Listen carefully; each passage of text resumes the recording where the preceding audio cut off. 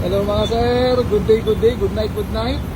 Bukas may ride tayo papunta ng Subic and magte-testing tayo ng Yamaha NMAX Turbo. Ito yung Yamaha YECVT. Meron tayong ganitong variant kaso Aerox SP. Pero nagkaroon tayo ng chance na matesting si Yamaha NMAX Turbo. 400 Odo. Yun o, meron sports mode, meron touring mode. Papakita ko sa inyo or paparamdam ko sa inyo, papa-experience ko sa inyo through my vlogs ano yung pakiramdam kapag NMAX Turbo naman yung gagamitin natin. Start natin yung engine.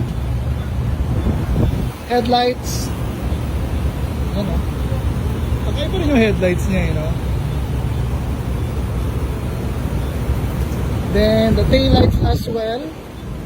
Yung taillight.